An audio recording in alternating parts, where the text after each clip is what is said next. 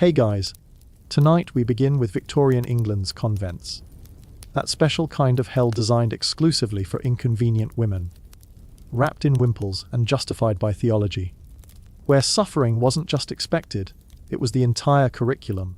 So, before we descend into this particular circle of frozen chapels and barley soup, take a moment to like the video and subscribe if you enjoy these historical deep dives into institutionalized misery. And let me know in the comments where you're watching from and what time it is. Now, get comfortable, maybe grab something warm to drink, because we're about to spend some time in buildings that made hypothermia a spiritual practice. Let's ease into tonight's journey together.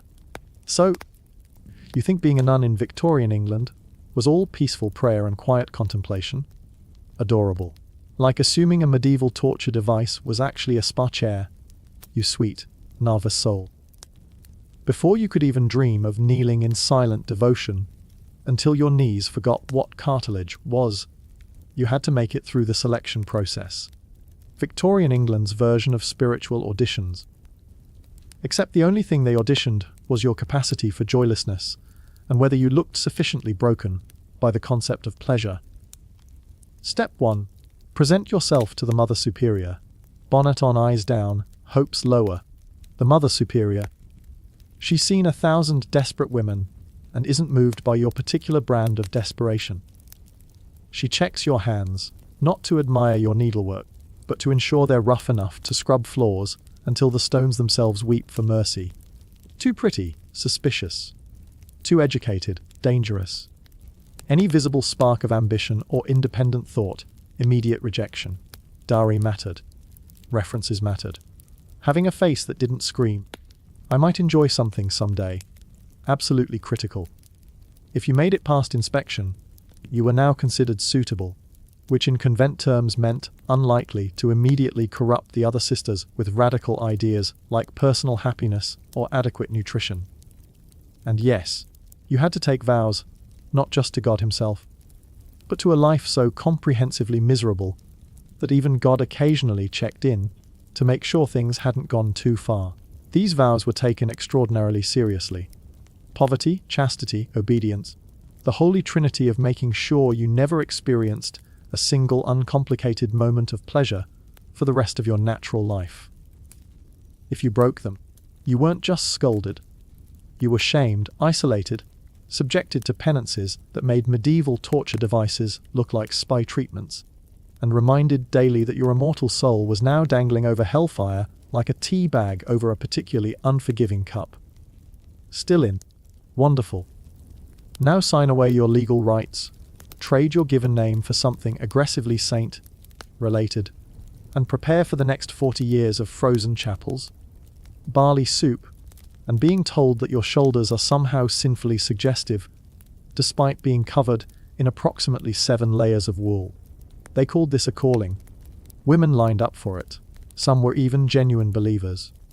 Most of them didn't realize that Bride of Christ was less romantic metaphor and more like being married to a very demanding employer who monitored your thoughts and never took you anywhere nice. Don't think being from a good family made it easier. In fact, it often made it mandatory. If you were the wrong combination of female and inconvenient, perhaps too many daughters, not enough dowries, maybe a scandal, maybe just an opinion, congratulations. The convent was your future and your prison, though everyone pretended it was a privilege. Of course, if you came from absolutely nothing, you could still join. They just made you a lay sister, gave you all the worst jobs, and treated you like you should be grateful for the opportunity to empty chamber pots in winter darkness, while the choir sisters slept an extra 15 minutes. And that's just getting through the door. So, you made it past selection. You're in. Congratulations. Now the real destruction begins. The methodical dismantling of everything that made you a person. Forget your name. You're no longer Margaret or Elizabeth, or that girl who once laughed so hard at a joke that milk came out her nose. You are now Sister Mary Sorrowful of the Perpetual Bleeding Heart, or Sister Bernadette of the Unnecessarily Complicated Virtues. or perhaps Sister Agnons of the profoundly specific saints nobody's heard of. Your new identity was wrapped in starched linen, crucifixes that weighed more than common sense, and the scent of whatever died in the root cellar 3 seasons ago and nobody's had time to properly address. Your hair gone, not trimmed, not styled. Sheared off like you were a particularly unfortunate sheep. Because vanity was a sin, and also because the church had opinions about your hair that would make a modern psychologist deeply concerned. What remained was hidden under a wimple so aggressively engineered that it could probably withstand a minor explosion. This contraption, a masterpiece of medieval fashion that Victoria's England had absolutely no interest in updating, consisted of approximately 47 separate pieces of fabric, each with its own theological justification and capacity to cause headaches. First, the coif, a tight linen cap that gripped your skull like an accusatory hand. Then the wimple proper, which covered your neck, your ears, your chin, and any evidence that you were a mammal with normal human features. Over that, the veil, black for the professed sisters, white for novices who hadn't yet earned the right to look quite so much like death's receptionist. And finally, in some orders, the bandeau, a stiff band across the forehead that seemed to exist purely to remind you that comfort was for people who hadn't dedicated their lives to suffering. Getting dressed each morning wasn't a routine. It was an archaeological expedition, requiring engineering skills and the patience of someone who'd made peace with starting their day at 4 a.m. in total darkness. Each pin had to be placed exactly right. Each fold had to be precise. God forbid, and he did forbid, you showed a single strand of hair, a glimpse of neck, or any indication that you possessed ears. The message was clear: your body was shameful, your form was dangerous, and the solution was to wrap yourself in so much fabric that you resembled a very judgmental package that nobody wanted to receive. Your clothes, one style fits everyone whether it fits or not. The habit, a miracle of discomfort disguised as holy simplicity. In winter, it provided roughly the same warmth as a strongly worded letter. In summer, it turned your body into a personal sauna where you could meditate on your sins while sweating out essential minerals.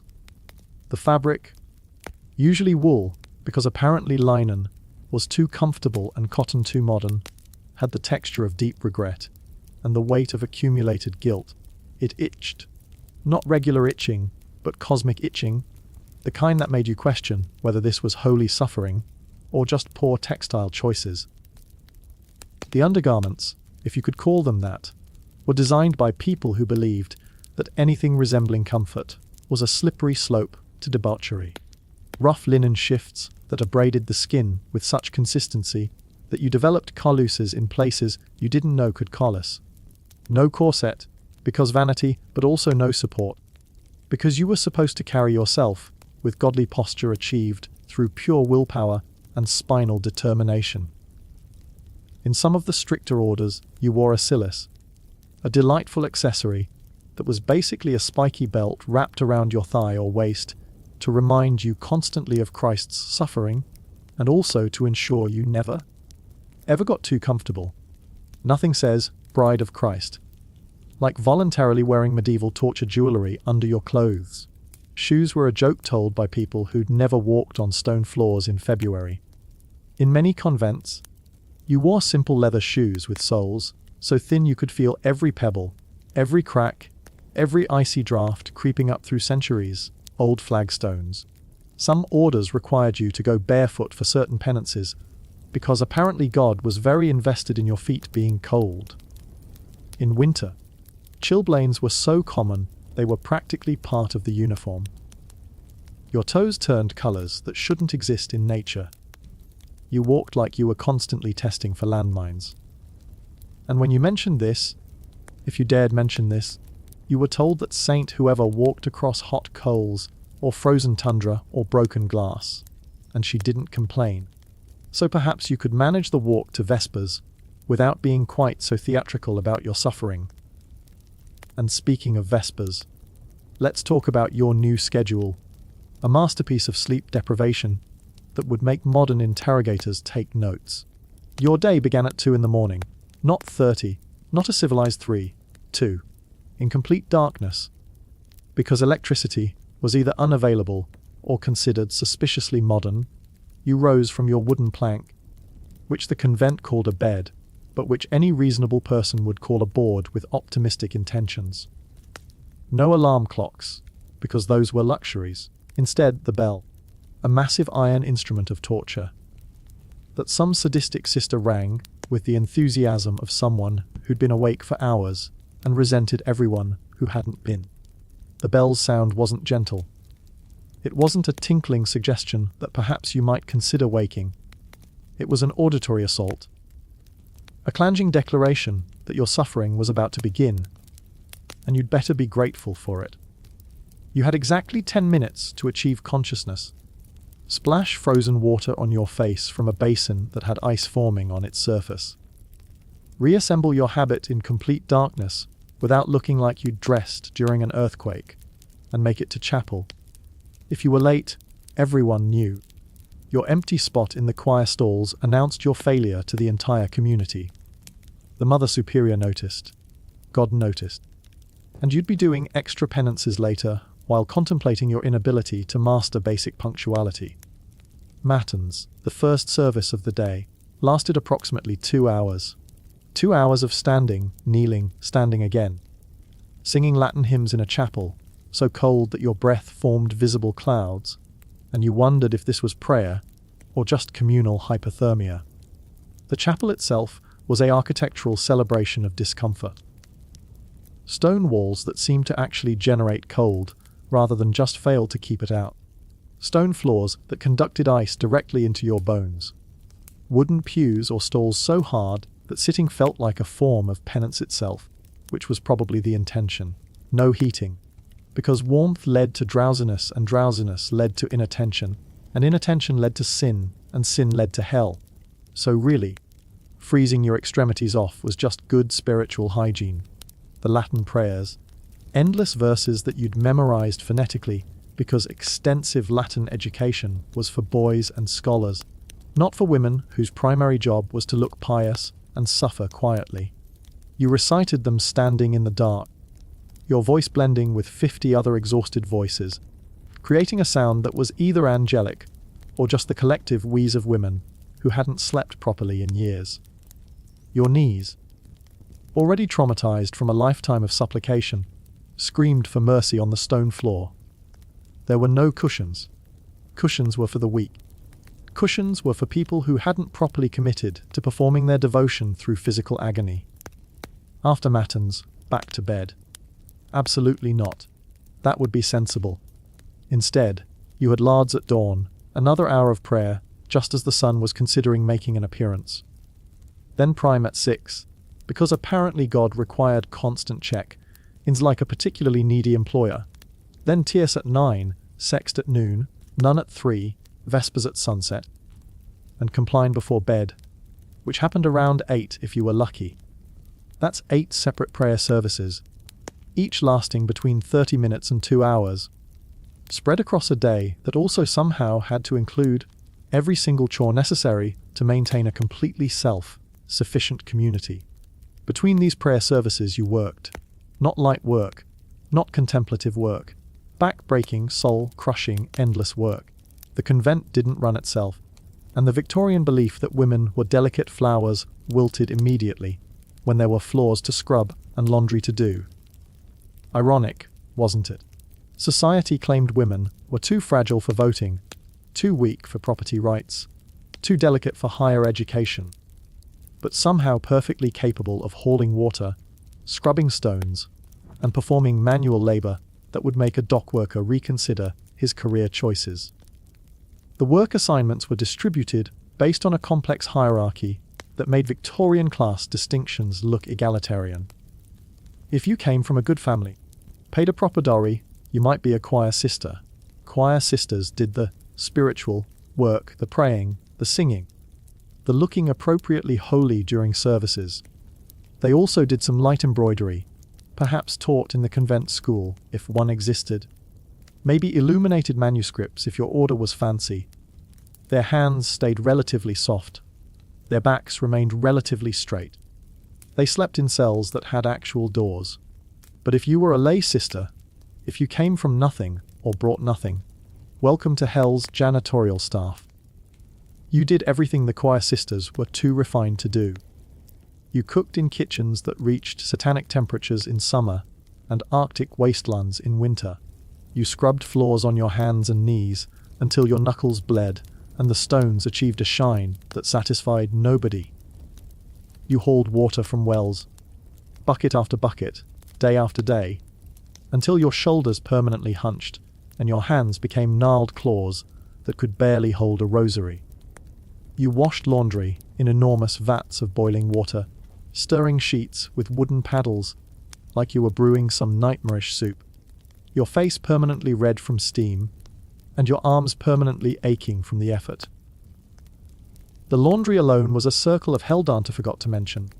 Victorian linens, those sheets and habits and wimples, couldn't just be washed.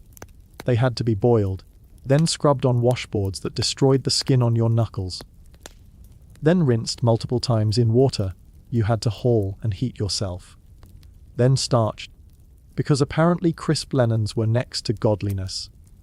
Then hung to dry in rooms that may or may not ever get warm enough to actually accomplish drying. Then pressed with irons heated on stoves. Heavy metal instruments of torture that weighed approximately as much as a small child and burned you if you weren't constantly vigilant. One habit, properly cleaned and pressed, took hours. The convent had 50 nuns. You do the math, then weep into your raw, bleeding hands. And the kitchen, a special kind of torture for those who remembered when food tasted like something other than obligation. Convents practiced strict fasting, because apparently God was very concerned about caloric intake. Meat was forbidden most days. Fish was allowed on certain days, but only the cheapest fish, acquired in whatever state of freshness the fishmonger felt charitable about. Vegetables, the sad, boiled until unrecognizable kind that Victorian England excelled at producing. Bread, dark and heavy and dense enough to serve as building materials. Porridge that had the consistency and flavor of library paste. Meal preparation started hours before eating. You chopped vegetables with knives that hadn't been properly sharpened since the convent was founded. You stirred pots over fires that either blazed too hot or died to useless embers. You baked bread in ovens that required intimate knowledge of their particular temperaments, how they heated unevenly, where they had hot spots, how long you could leave something before it transformed from food to charcoal. And you did all of this in silence, because talking during work was forbidden. You couldn't ask for help. You couldn't warn someone about a hot pot. You communicated in desperate gestures and meaningful glances and occasionally accidentally burned each other, because sign language for "that's extremely hot" wasn't part of your training. When you finally sat down to eat, in the refectory, at long wooden tables that had witnessed centuries of joyless meals, you couldn't even enjoy the food you'd spent hours preparing. Meals were taken in complete silence, while one sister read aloud from improving texts. Not interesting texts. Not entertaining texts. Texts specifically designed to remind you of your sinfulness, your unworthiness, and the many creative ways saints had suffered. You learned about martyrdom while choking down boiled turnips. You contemplated eternal damnation while consuming bread so hard it could be classified as a weapon. You reflected on your moral failings while the soup, a generous term for hot water with vegetable rumors, failed to provide any nourishment or warmth.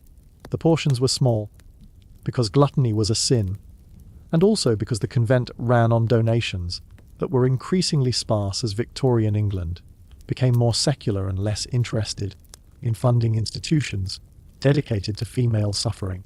You were always hungry. Not dramatically hungry, not the kind of hunger that garnered sympathy. Just persistently, gnawingly, eternally hungry in a way that became background noise to your existence. Your stomach cramped during prayers. You fantasized about bread during sermons. You lay awake at night thinking about that half potato you'd been served at dinner, and wondering if you'd fully chewed it, or if you'd wasted some of its meager substance. And fasting days, special occasions when even this minimal food became luxurious excess you couldn't have, were sprinkled liberally throughout the calendar. Advent, Lent, Ember Days, vigils before major feasts. Days commemorating various saints who'd starved themselves and expected you to honor their memory by doing likewise. On fasting days, you got one meal, typically in the evening, and it couldn't contain anything that made life worth living. No eggs, no dairy, no fats, no flavor. Just bread and water, and perhaps some vegetables, if God was feeling generous and the garden was feeling cooperative. The stated purpose was spiritual purification. The actual result was weakness, dizziness, irritability disguised as piety. And the constant background awareness that you were expected to perform heavy labor and extensive prayers on energy reserves that would barely sustain a particularly lazy house cat. You scrubbed floors while light-headed. You hauled water while your vision spotted. You stood through 2-hour services wondering if fainting counted as a sin, or if it was just inevitable biological response to being treated like a draft horse that ran on prayer instead of oats. And speaking of treatment, let's discuss the absolute absence of healthcare in convents that believed suffering was spiritual currency. When you got sick, and you did get sick constantly because you were cold, underfed, overworked, and living in close quarters with 50 other cold, underfed, overworked women, the medical care ranged from useless to actively harmful. The infirmary, if your convent was wealthy enough to have one, was just another cold room with marginally softer beds, and a sister who'd perhaps read a medical text once in 1847 and considered herself an expert. You got a cough that rattled your chest like dice in a cup. Mustard plaster. This delightful treatment involved mixing mustard powder into a paste, spreading it on cloth, and applying it to your chest where it burned your skin, and did absolutely nothing for your respiratory infection. You ran a fever. More prayers, obviously, and perhaps some bloodletting if your convent was particularly attached to medieval medicine. You had menstrual cramps that made you want to die. Stop exaggerating, you're being hysterical. And also maybe you're not praying hard enough, because holy women didn't have bodily functions that inconvenienced them. Actually, menstruation in convents deserves its own circle of hell. Victorian society already treated periods like shameful secrets that proper women endured in silence. Convents took this attitude and added religious guilt. Your period was a reminder of Eve's sin, of female weakness, of your body's insistence on being biological when you were supposed to be spiritual. You couldn't mention it. You couldn't ask for accommodations. You certainly couldn't request time off from manual labor or permission to sit during lengthy services. The supplies were whatever fabric scraps the convent could spare, washed and reused, because purchasing purpose-made items was wasteful. You managed your cycle while hauling water, scrubbing floors, standing through services, in secret, in silence, hoping nothing showed through your habit, because if it did, the shame would be spectacular. And if you had severe cramping, the kind that modern medicine recognizes as requiring actual treatment, you offered it up. That was the solution to everything.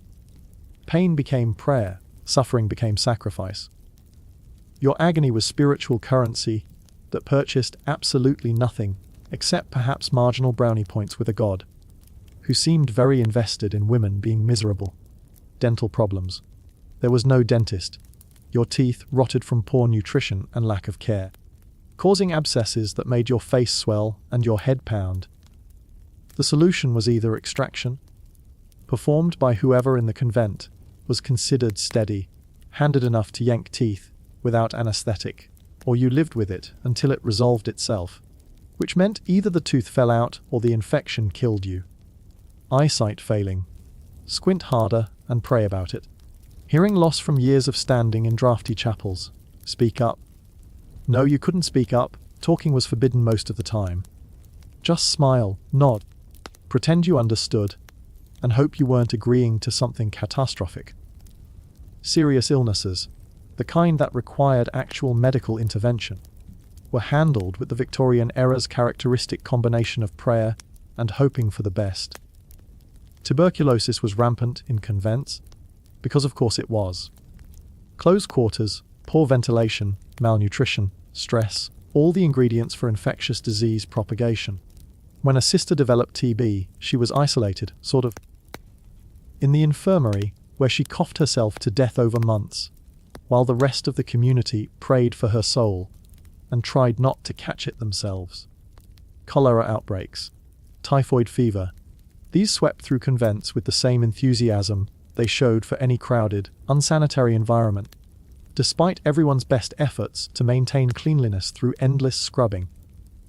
And when you died, because eventually you did die, either from illness, accident, or just the accumulated weight of decades of deprivation, your send-off was appropriately cheerless. Your body was washed by your sisters, dressed in your habit because you owned nothing else, and laid in a simple coffin. The funeral was efficient. Prayers, burial in the convent cemetery, a wooden cross with your religious name. Your biological family might not even be informed, depending on your order's rules about outside contact. You disappeared from the world, and were replaced by another desperate woman seeking refuge or purpose, or just somewhere to exist in a society that had remarkably few options for females who didn't fit the narrow mold of wife and mother. But let's back up, because we've gotten ahead of ourselves into death when there's so much more suffering to discuss in life. The silence rule, perhaps the most psychologically destructive aspect of convent life, deserves extensive examination. Most orders practiced strict silence for majority of the day. You could speak during recreation period, usually an hour in the evening, and in emergency situations, though what constituted an emergency was narrowly defined and probably didn't include whatever you were thinking. The rest of the time, silence. Complete, total, enforced silence. You couldn't chat with the sister working next to you. You couldn't comment on the weather, share an observation, tell a joke. You moved through your days like a ghost, communicating only when absolutely necessary, and then only in whispers or through the approved sign language that covered basic concepts, but couldn't convey anything approaching actual human emotion or complex thought. This silence was supposedly about prayer, about maintaining an atmosphere of contemplation, about not disturbing the sacred stillness. The actual effect was isolation so profound it bordered on torture. Humans are social creatures. We need communication, connection, the give and take of conversation. Deny that for years, for decades, and you create people who forget how to interact normally. Sisters developed strange habits, talking to themselves in whispers during solitary work, having full conversations in their heads, becoming so accustomed to silence that when they were allowed to speak, they'd forgotten how. The psychological impact was devastating. Though nobody called it that because psychology barely existed, and certainly wasn't concerned with the mental health of women who'd chosen religious life. You became disconnected from your own thoughts, unable to process emotions because you couldn't articulate them. You struggled with intrusive thoughts, repetitive mental loops, because you had no outlet for normal human discourse. You watched sisters descend into what we'd now recognize as depression, anxiety disorders, even psychosis, and the response was more prayer, stricter discipline, longer silences. And if you broke the silence rule, the penances were creative. You might be required to prostrate yourself on the floor during meals while everyone else ate. You might have to kiss the feet of every sister in the community while publicly confessing your fault. You might be restricted to bread and water for days. You might be assigned extra manual labor, because obviously what you needed was more exhaustion and less time to develop dangerous thoughts. The punishment system was designed to break any resistance, any individuality, any spark of the person you'd been before. Recreation period. That single hour when you could speak wasn't the relief you'd imagine. By this point, you'd forgotten how to have normal conversations. You sat in a common room, doing handwork, needlework, mending, and attempted small talk that had been so thoroughly scrubbed of anything interesting that it barely qualified as communication.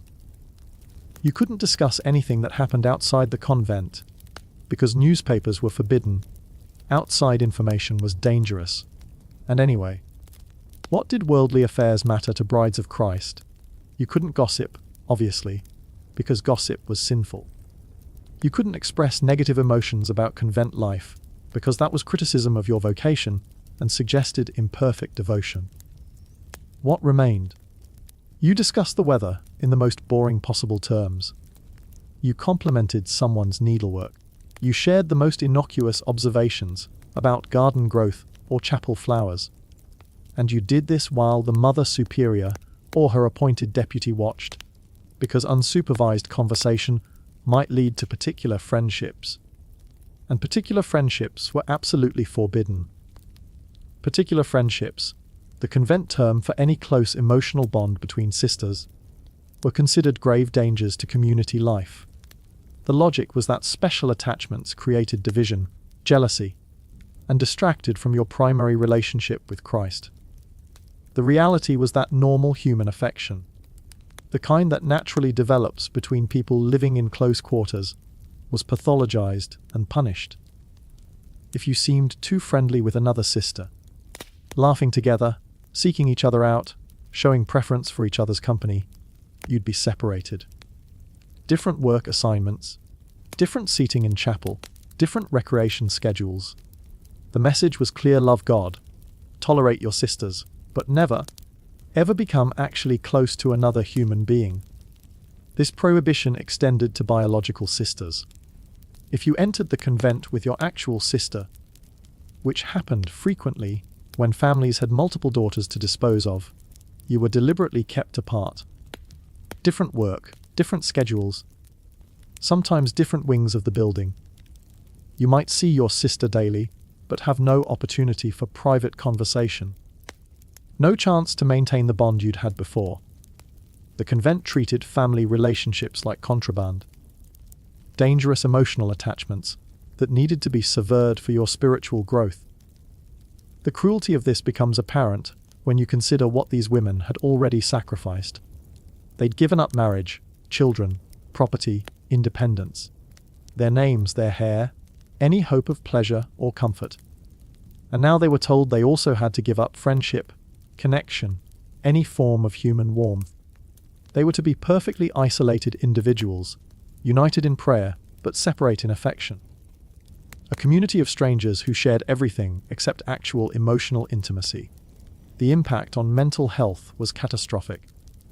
Women who'd entered the convent seeking spiritual fulfillment found instead a loneliness so profound it became its own form of suffering. They performed their duties, said their prayers, followed every rule, and felt nothing except emptiness. Some broke under the strain, developing what Victorian doctors called hysteria and what modern medicine recognizes as nervous breakdowns. They'd cry uncontrollably, unable to explain why. They'd become catatonic, staring at walls for hours. They'd develop physical symptoms, paralysis, tremors, seizures, because their bodies found ways to express what their voices couldn't. And the response? More restriction, more discipline, more isolation. If you showed signs of mental distress, you weren't treated with compassion. You were seen as spiritually weak, as failing in your vocation, as allowing Satan to tempt you away from your calling. The treatment was increased prayer, extended fasting, additional penance. You were made to feel that your suffering was your fault, that if you just tried harder, prayed more sincerely, surrendered more completely, you'd find peace. The fact that the system itself was destroying you was never considered. Let's talk about the complete absence of privacy. Another subtle torture that eroded your sense of self. You owned nothing. Your cell, if you were a choir sister, contained a bed, a small table, perhaps a chair, a crucifix on the wall. That's it. No decorations, no personal items, no photographs or mementos from your previous life. Everything you used, your habit, your prayer book, your eating utensils, belonged to the convent. You were simply borrowing these items, and they could be taken away at any moment if the Mother Superior decided you were becoming too attached to material things. Your cell had no lock. Anyone could enter at any time.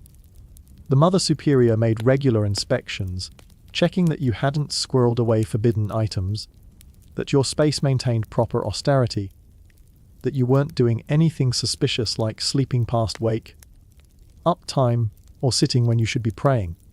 You had no space that was truly yours, no corner of the world where you could simply exist without observation or judgment. Lay sisters didn't even have cells. They slept in dormitories, long rooms with rows of beds separated by curtains that provided the illusion of privacy while allowing none of its actual benefits. You changed clothes behind a curtain while hearing every sound from your neighbors. You tried to sleep while listening to the snoring, coughing, weeping, and prayer of dozens of women. You had no escape, no solitude, no moment of the day when you were truly alone with your thoughts. Even bodily functions were subject to surveillance. The privies, usually located in outbuildings or in basement areas, were communal. Multiple holes, sometimes with low walls between them, sometimes not even that. You performed your most private functions in the presence of other sisters, trying to maintain dignity in a situation designed to strip it away. And if you had digestive issues, which you frequently did, because the food was terrible and the water was questionable, you suffered these problems in public humiliation. Bathing was rare, restricted, and mortifying. Most convents allowed 1 bath per month, if that. You went to the bathhouse, often just a room with a large tub, and if you were lucky, you got warm water. More often, you got cold water because heating enough water for 50 women wasn't practical. You bathed in your shift because nakedness was sinful even in the privacy of the bath. The shift clung to your body, wet and useless, preventing actual cleanliness while maintaining theoretical modesty. You scrubbed yourself through fabric, never quite getting clean. Then returned to your cell to change into fresh clothes that would be dirty again within days. The lack of proper hygiene had predictable consequences. Skin conditions, rashes, infections, all flourished in an environment where women rarely bathed, wore the same woolen habit day after day, and lived in close quarters. You itched constantly.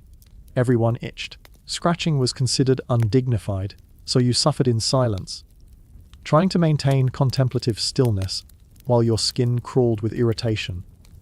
Lice were common enough to be unremarkable.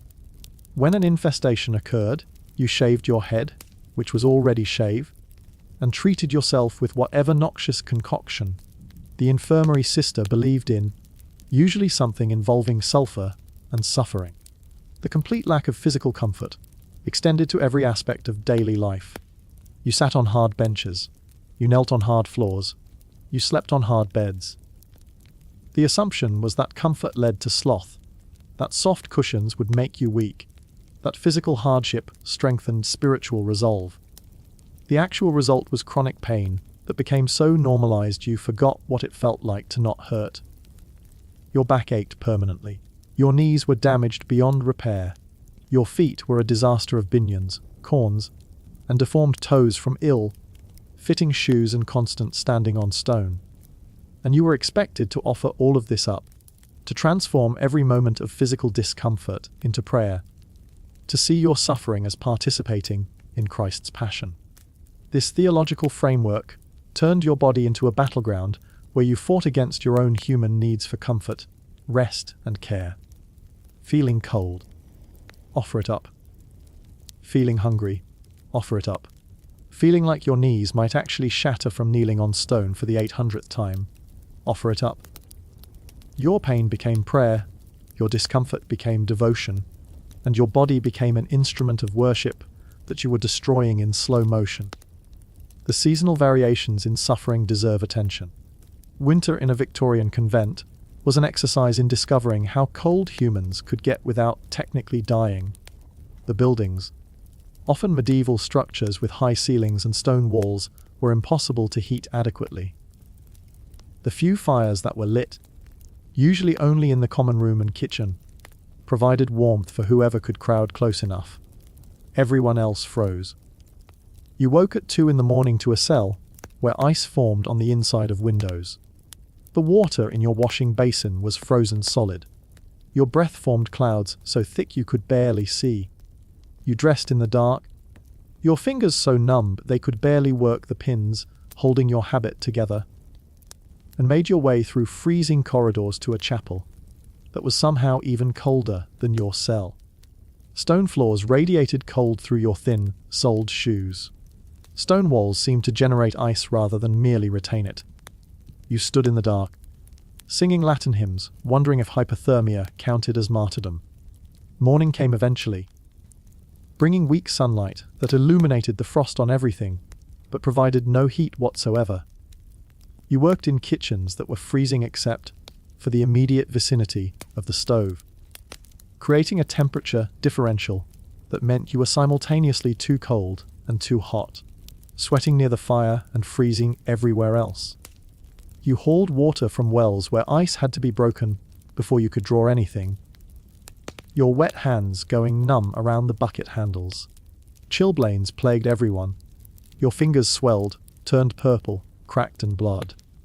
Your toes developed painful lesions that made walking agony. Your ears became damaged from cold exposure, sometimes permanently, and there was no treatment except waiting for spring. Wrapping damaged extremities in whatever fabric scraps were available, and continuing your work because the cold didn't excuse you from your duties. Summer brought different torments.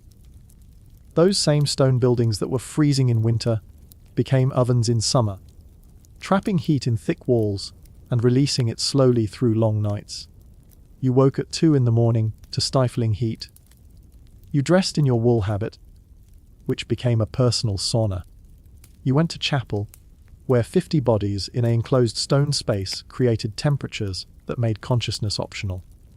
You worked in kitchens that were genuinely dangerous, heat from cooking fires pushing temperatures to levels where fainting wasn't unusual.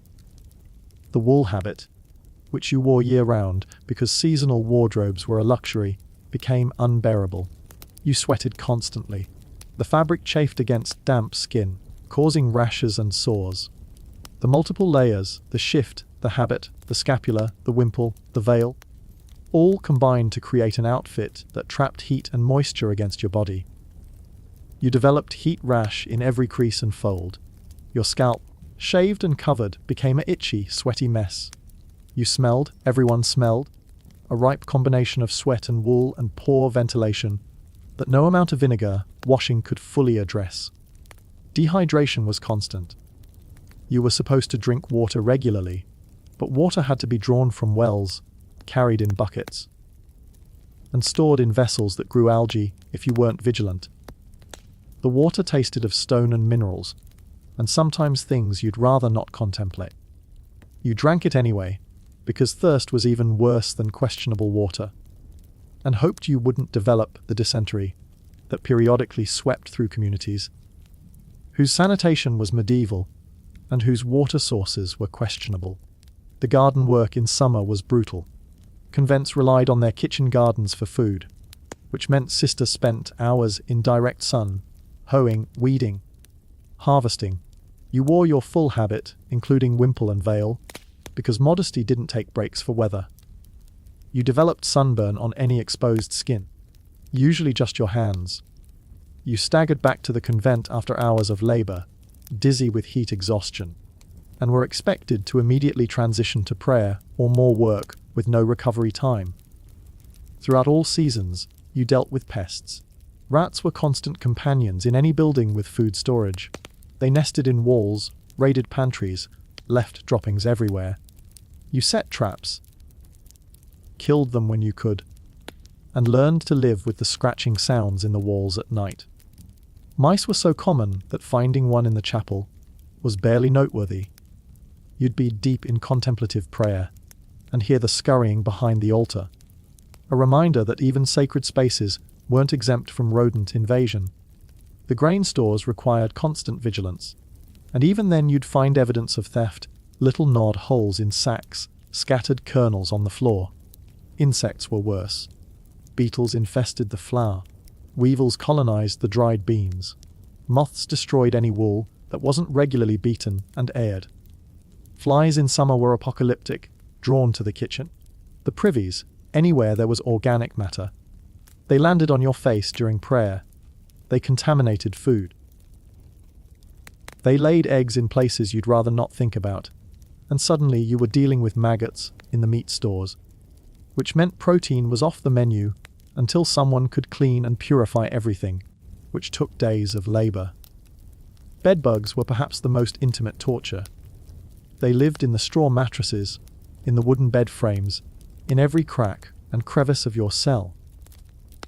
They bit you nightly, leaving itchy welts that you weren't supposed to scratch, because that would be giving in to physical discomfort. You'd lie awake feeling them crawl on your skin, knowing that morning would bring new constellations of bites, new reasons to want to claw yourself bloody. The only solution was to periodically burn all the straw, boil all the linens, and scrub the bed frames with lye, a process that took days and provided perhaps a week of relief before the bugs re-established themselves. The community dynamics added psychological torture to the physical misery. You lived with 50 women, none of whom you'd chosen, all of whom were trapped in the same miserable circumstances. Some responded to this by becoming genuinely holy, finding peace in suffering, achieving the spiritual transcendence that the system promised. These women were rare and slightly insufferable. Their serenity somehow, more annoying than inspiring, when you were trying to find meaning in your seventh chilblain of the winter. Most responded by becoming either broken or mean. The broken ones went through motions mechanically, all light gone from their eyes, performing duties without thought or feeling. They were still alive, technically, but everything that made them individuals had been systematically destroyed. They prayed without faith, worked without purpose, existed without living. You'd look at them and see your own future, decades of this stretching ahead until death became a mercy rather than a tragedy. The mean ones, they found power in the only place available enforcing rules. They became obsessed with tiny infractions, reporting sisters who broke silence, who took extra bread, who seemed insufficiently pious. They aligned themselves with authority, becoming the Mother Superior's eyes and ears, trading whatever scraps of favor could be obtained for betraying their fellow sufferers. They whispered accusations, invented transgressions, turned convent life into a surveillance state where nobody trusted anyone. The Mother Superior herself deserved special mention. She was usually an older woman, decades into her vocation, someone who'd survived long enough to achieve power. Some were genuinely trying to do their best within an impossible system, managing limited resources, balancing the rules they were required to enforce with the reality of human frailty. These were the ones who occasionally showed mercy, who understood that rules needed tempering with compassion. Others were tyrants who'd found their kingdom. They wielded absolute power over women who had no escape, no recourse, no protection. They interpreted rules with maximum strictness, invented new penances, seemed to genuinely enjoy watching others suffer. They held grudges for years, punished anyone who showed spirit or independence, created atmospheres of terror where everyone walked on eggshells, trying not to attract attention. And there was no appealing their decisions. They reported to the bishop, who visited perhaps once a year, and had no interest in the complaints of hysterical women. Their word was law, absolute and arbitrary. The favoritism was obvious and corroding. Some sisters, usually those from wealthy families or with useful connections, received better treatment, lighter work assignments, more lenient interpretation of rules, forgiveness for infractions that would get others severely punished. You watched this happen and couldn't protest, because obedience was a vow and questioning authority was rebellion. You swallowed your resentment and tried not to let it poison you, though it did anyway. Adding bitterness to the already toxic mixture of emotions you weren't allowed to express. Communication with the outside world was so restricted it barely existed. Letters from family were rare, heavily censored, and sometimes withheld entirely if the Mother Superior decided their content was inappropriate or disturbing to your peace of mind. You might learn of a parent's death months after it happened, the letter delayed by bureaucratic indifference or deliberate cruelty. You couldn't attend funerals, you couldn't visit sick relatives. You'd taken vows, and those vows meant your biological family was now secondary to your religious family, which somehow never felt like family at all. Writing letters out required permission, supervision, and censorship. You couldn't complain about conditions. You couldn't express unhappiness. You certainly couldn't ask to leave. Your letters had to be cheerful, pious, full of expressions of how content you were, how fulfilled, how grateful for this opportunity to serve God. The Mother Superior read everything before it was sent, and anything deemed inappropriate was destroyed. Your family received carefully curated updates that bore no resemblance to your actual experience, creating a fiction of contentment that prevented any outside intervention. Visitors were even more restricted. Family could request visits, which were held in the convent parlor, a formal room with the Mother Superior or her deputy always present. You sat on one side of a grill, a metal screen that physically separated you from your visitors, a literal barrier between your old life and your new one. Conversations were monitored. You couldn't speak freely. You couldn't cry, though you wanted to. You couldn't beg them to rescue you, because you'd taken vows, and anyway, where would you go? Women who left convents were ruined, unmarriageable, unemployable, social pariahs. These visits were painful reminders of everything you'd lost. Your siblings aged, married, had children you'd never meet. Your parents grew old without you. Life continued outside the convent walls, moving forward while you remained frozen in this timeless hell of routine and restriction. And then the visit ended. Your family left, and you returned to your cell wondering why you'd wanted to see them, when all it did was make everything worse. Some women never had visitors. Their families had abandoned them completely, viewing the convent as a convenient disposal method for inconvenient daughters. These sisters waited hopefully during visiting days, watching others meet with family, and eventually stopped waiting, stopped hoping, accepting their complete abandonment. They were the most broken, the most isolated. Women who'd been rejected by both their biological families and unable to find substitute connection in the convent's hostile environment. The educational opportunities, if you could call them that, were insultingly limited. If your convent ran a school, you might teach basic skills to girls: reading, writing, arithmetic, needlework, how to be proper Victorian ladies who knew their place. But your own education stopped at entry. There were no books except religious texts, no intellectual stimulation, no opportunities for growth or learning. The assumption was that you'd achieved sufficient education for your purpose, which was to pray and work until you died. Some orders allowed limited reading, but only from approved texts, saints' lives, theological treatises so dry they could desiccate a swamp, improving literature that improved nothing except your ability to endure boredom. You couldn't read novels, even respectable ones, because fiction was lies and lies were sinful. You couldn't read newspapers because worldly knowledge was dangerous.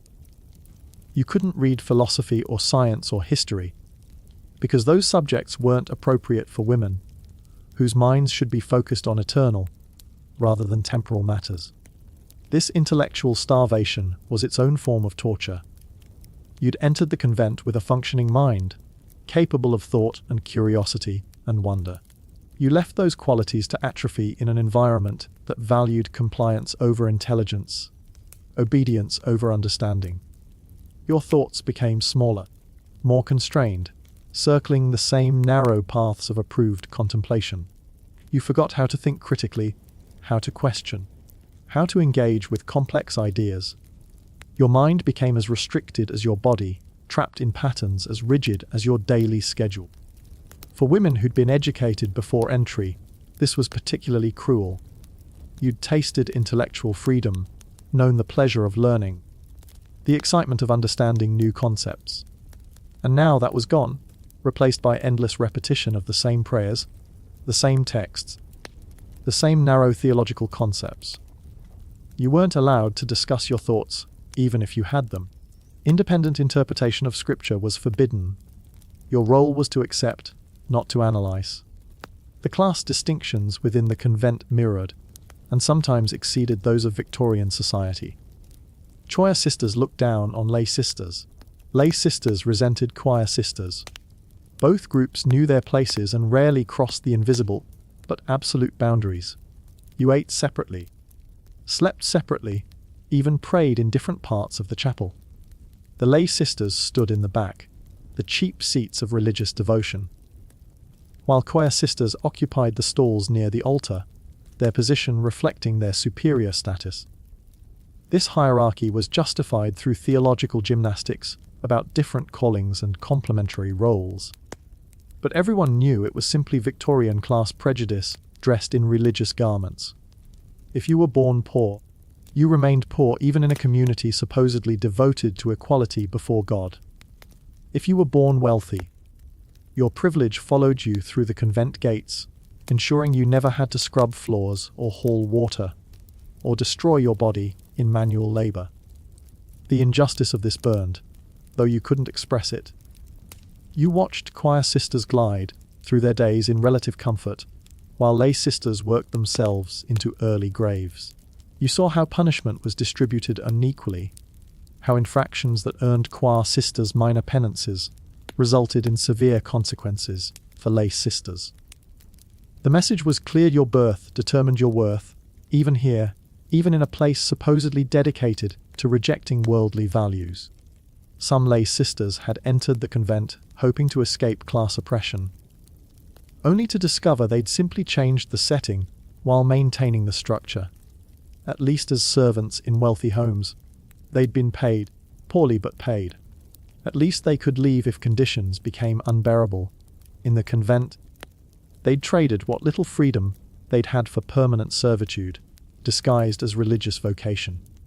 The elderly sisters represented your future, if you survived long enough to reach it.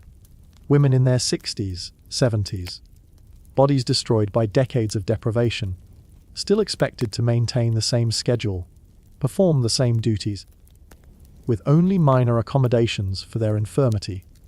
You helped them to chapel when their legs barely functioned. You fed them when their hands trembled too much to hold spoons. You watched them suffer from conditions that could have been prevented with basic medical care and adequate nutrition, dying slowly and painfully of preventable ailments. There was no retirement, no pension, no comfortable old age. You worked until you physically couldn't, and then you worked some more because illness didn't excuse you from prayer. The elderly sisters, who could no longer stand, sat through services. Those who could no longer walk were carried to chapel on chairs. Those who became bedridden had services conducted in the infirmary, because missing prayer was unthinkable, even when you were dying. Death, when it finally came, was almost a relief. You'd lived decades in service, sacrificed everything, endured suffering that would have broken most people. And your reward was a simple coffin and a grave in the convent cemetery, marked with a wooden cross that would rot away within years. Your name, your life, your existence, all reduced to a date in the convent records and a fading memory in the minds of sisters who'd barely known you, because particular friendships were forbidden. The theology that justified all this suffering was complex and ultimately unconvincing if you examined it too closely, which you weren't supposed to do. You were told that suffering brought you closer to God, that denying your body elevated your spirit, that your misery was somehow pleasing to a deity who supposedly loved you. You were brides of Christ, which sounded romantic until you realized it meant a relationship with someone who demanded everything and provided nothing tangible in return. The promised spiritual rewards, the peace that surpassed understanding, the joy of religious life, remained elusive for most. You prayed desperately for the feelings you were supposed to have, the transcendent connection, the sense of divine presence. And you felt nothing. Just cold, hunger, exhaustion, pain. You wondered if you were doing it wrong, if you weren't holy enough, if your soul was too tainted to achieve the grace that supposedly awaited those who truly surrendered. The guilt of not feeling what you were supposed to feel added another layer to the suffering. If you couldn't find happiness in this life, it must be your fault. You weren't praying hard enough, sacrificing enough, surrendering enough. The system couldn't be wrong, you must be inadequate. This internal blame corroded whatever self-worth you'd retained, leaving you feeling simultaneously miserable and guilty about your misery. Some sisters did achieve genuine religious experience, moments of transcendence that made the suffering worthwhile to them. These were the ones who kept the system running, proof that it could work, that holiness was achievable through this brutal methodology. They were held up as examples. If Sister Mary Whatever could find joy, why couldn't you? The fact that Sister Mary Whatever was 1 in 50, that her experience was exceptional rather than typical, was conveniently ignored. The sexual repression deserves examination, though Victorian sensibilities would be horrified by the topic. Women in convents were supposed to be completely removed from sexual thought or feeling. The vow of chastity wasn't just about not having sex. It was about not thinking about sex, not feeling desire, not experiencing yourself as a sexual being in any way. Your body was supposed to be a temple, which apparently meant a building that nobody visited and nothing interesting happened in. The reality was that sexual feelings didn't disappear just because you'd taken vows. You still had hormones, biology, the normal human responses to physical and emotional stimuli, and you had absolutely no framework for dealing with these feelings except shame and repression. If you experienced arousal, which happened sometimes for no clear reason, because bodies are bodies, you were told it was demonic temptation. If you had sexual dreams, which happened because you couldn't control your unconscious mind, you were supposed to confess this as sin and perform penance. Masturbation was so forbidden that it barely had a name, referred to only in the vaguest euphemisms. If you were caught, which required someone monitoring you in your cell at night, or you confessing, the punishment was severe and the shame permanent. You were made to feel like you'd betrayed Christ himself, that your inability to control your body was evidence of deep spiritual failure.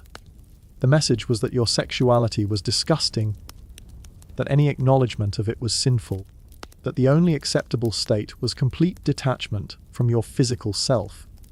This created women who were profoundly alienated from their own bodies. You learned to ignore physical sensations, to suppress needs, to view yourself as a spirit trapped in treacherous flesh.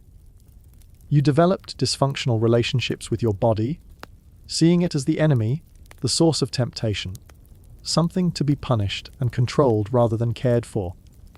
The long-term psychological damage of this was never considered, because psychology didn't exist in forms that recognized women's experiences as valid.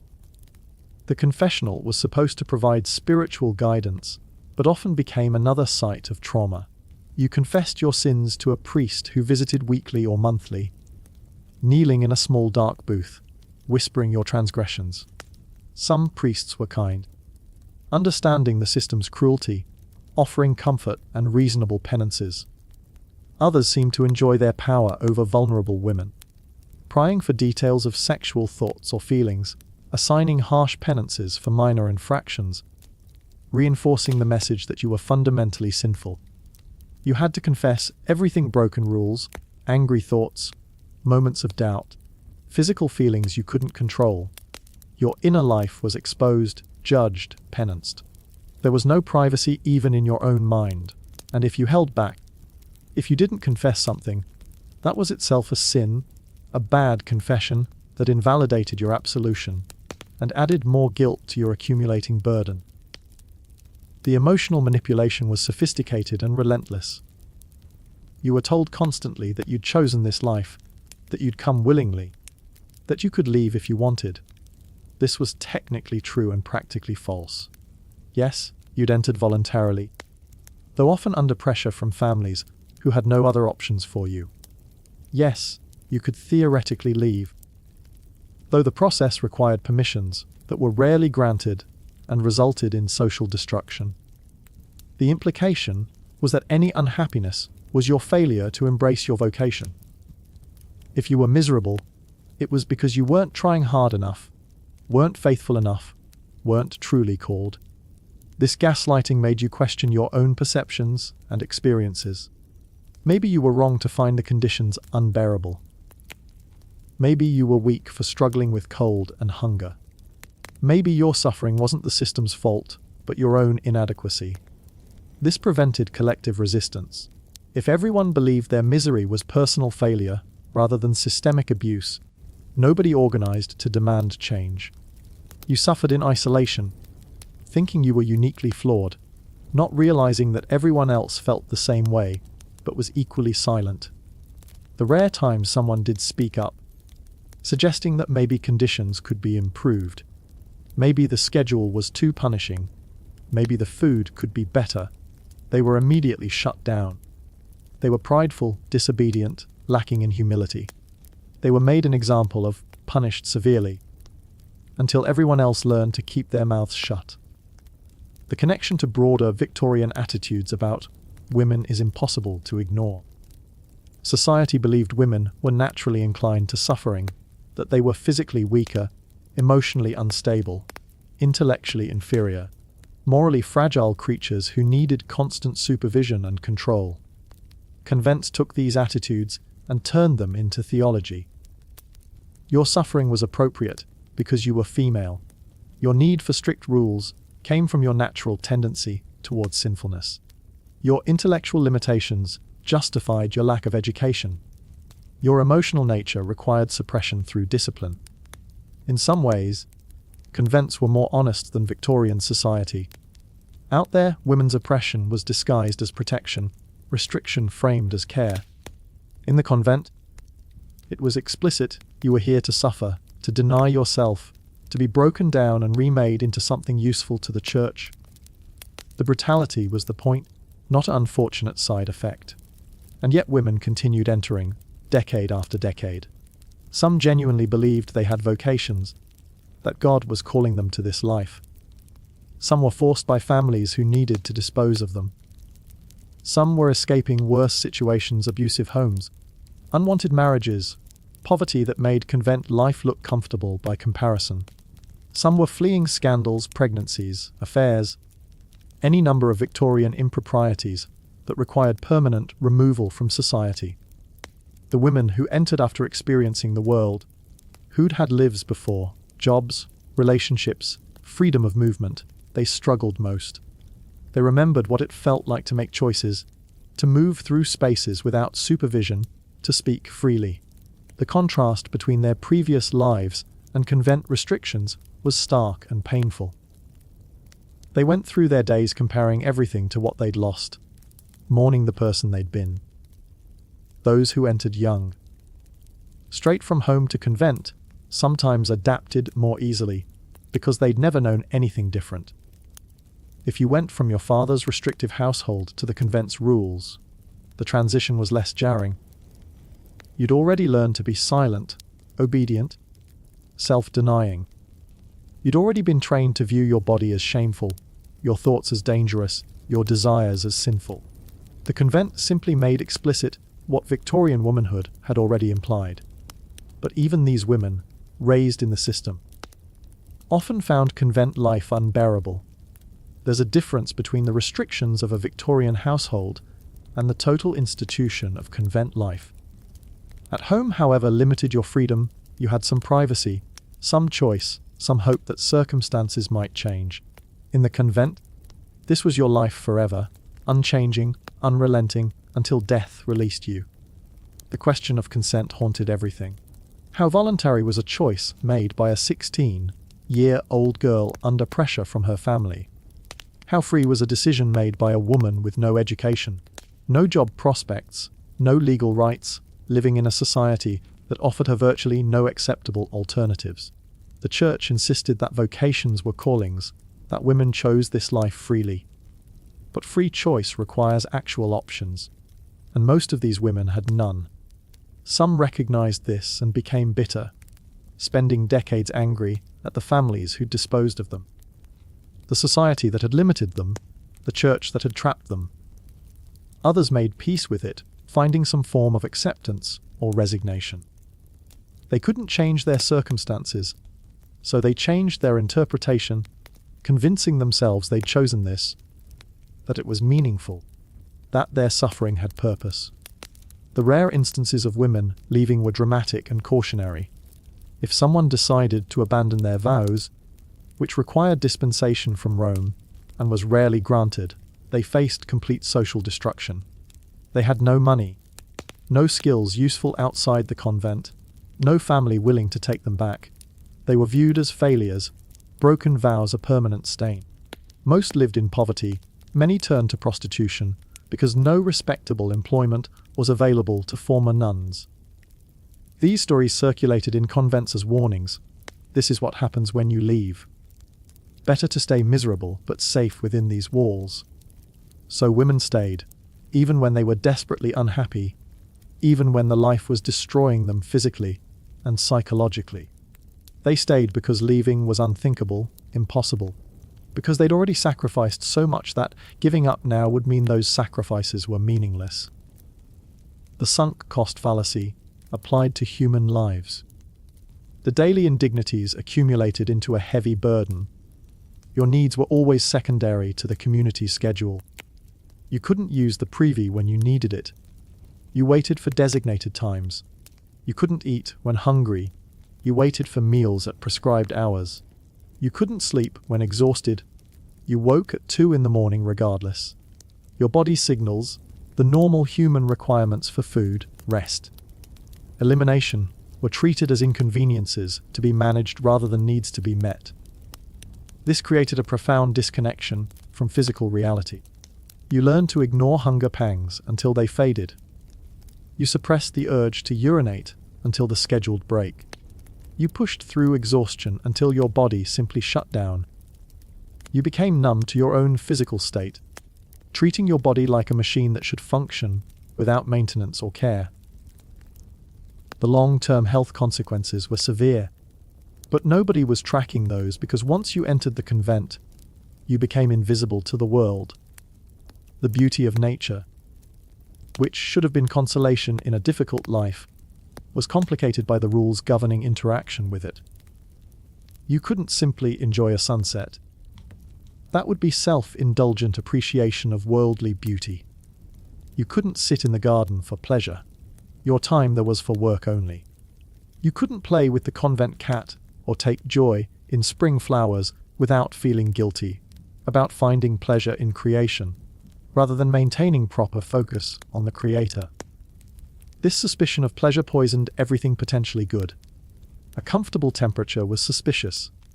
A tasty meal was dangerous. A moment of laughter was concerning.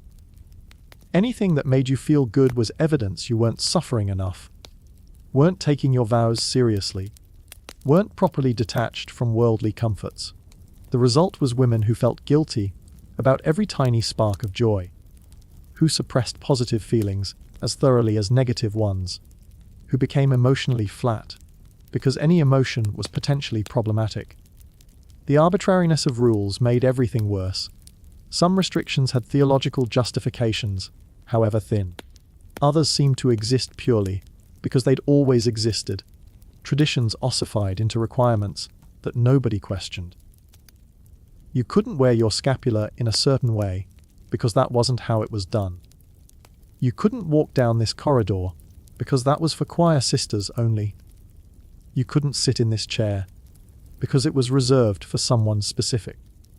The maze of arbitrary rules was impossible to fully learn, so you constantly transgressed without meaning to, accumulating penances for violations you didn't know you were committing.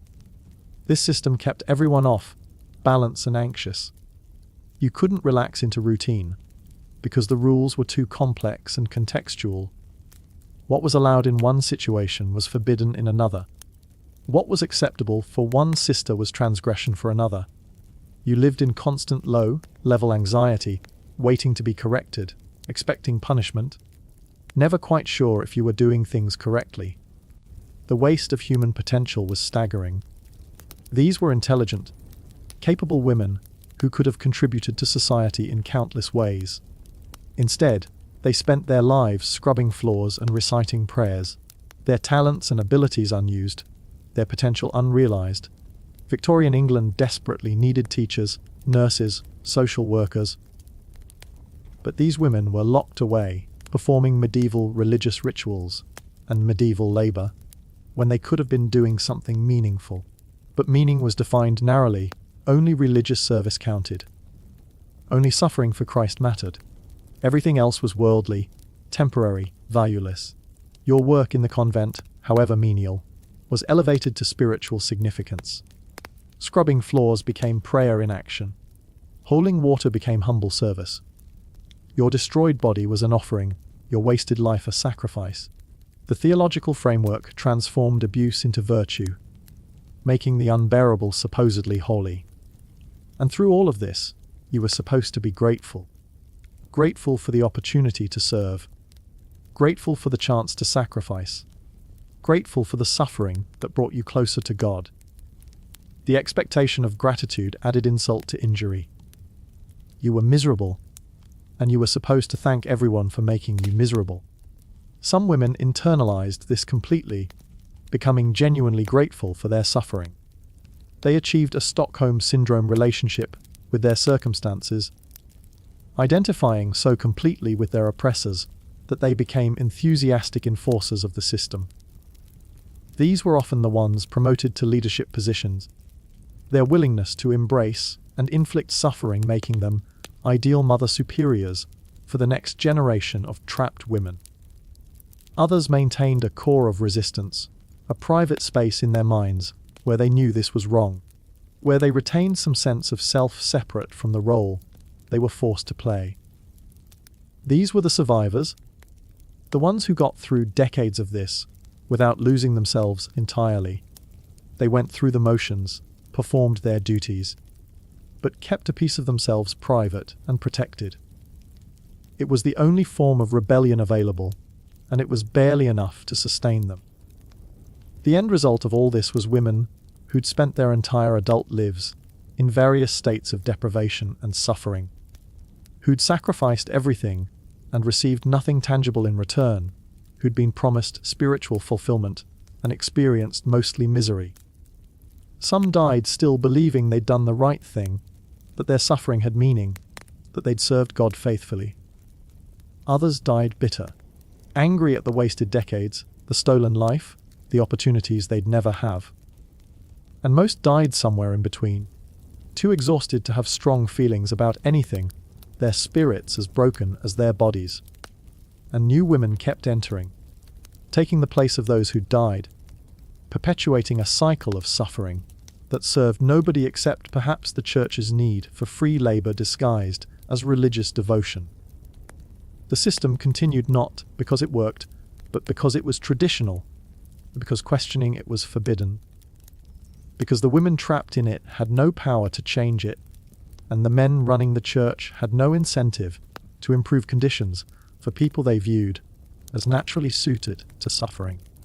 This was life as a nun in Victorian England, not the romantic notion of peaceful contemplation in beautiful cloisters, not the uplifting story of women serving God joyfully, but the reality of deprivation, exploitation, isolation, and suffering dressed up as holy vocation, perpetuated by a society that had no better ideas about what to do with inconvenient women, and a church that benefited from their unpaid labor.